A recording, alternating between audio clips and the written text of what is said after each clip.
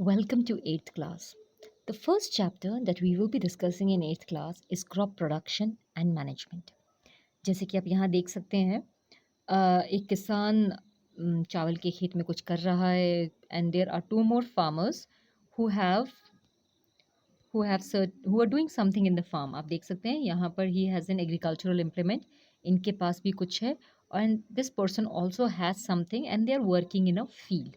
सो इस चैप्टर में बेसिकली हम पढ़ेंगे क्रॉप्स के बारे में, फसलों को कैसे उगाया जाता है, उनकी ज़रूरतें कैसी होती हैं, उनको स्टोर कैसे किया जाता है।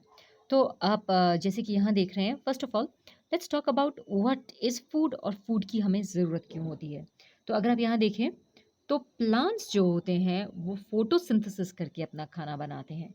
इसका मतलब कि पौधे कार्बन डाइऑक्साइड हवा से लेते हैं, पानी मिट्टी से लेते हैं and they can make their own food, ये अपना खुद का खाना बना सकते हैं with help of sunlight and this process is called photosynthesis.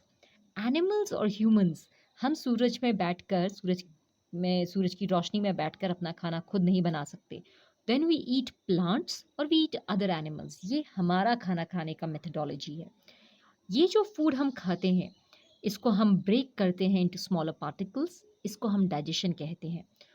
उसको ब्रेक करने के बाद हम फूड के पार्टिकल्स में ऑक्सीजन ऐड करके एटीपी नाम का एक एनर्जी बनाते हैं, एनर्जी सोर्स बनाते हैं। इस एनर्जी की मदद से हम वॉक कर सकते हैं, हम टॉक कर सकते हैं, हम अपनी लाइफ के सारे काम कर सकते हैं।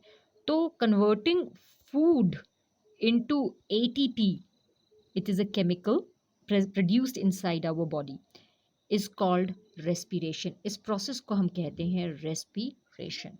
सो फूड के वजह से हम रिस्पायर कर सकते हैं और हम एटीपी बना सकते हैं। खाने की वजह से हम सोच सकते हैं, हम मूव कर सकते हैं और हम वेस्ट मटेरियल भी बॉडी से बाहर रिमूव कर सकते हैं। So food is very important.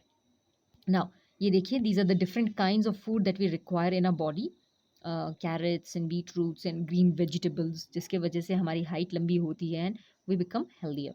Now if we move on, तो let's first of all talk about कि अब हम फूड जो हम खेतों में प्रोड्यूस करते हैं, how do we provide that food to the huge amount of population in the cities. जो हर जगह, जैसे आप और हम अभी फार्मिंग नहीं कर रहे हैं, तो हम तक खाना पहुंचता कैसे है। इसकी 3 क्राइटेरियाज हैं। सबसे पहले फूड प्रोडक्शन, ये खेतों में होता है, क्रॉप्स फील्ड में होता है और इसे फार्मर्स करते हैं।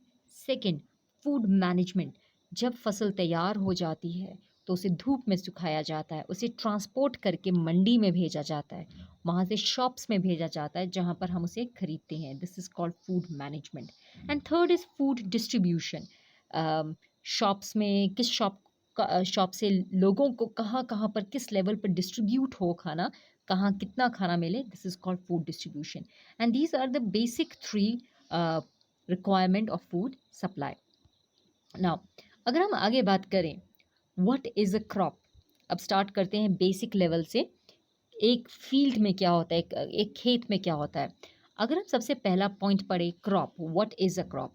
हर तरह की झाड़ को हम क्रॉप नहीं कहते, अपने सामने उगने वाले पेड़ों को हम क्रॉप नहीं कहते।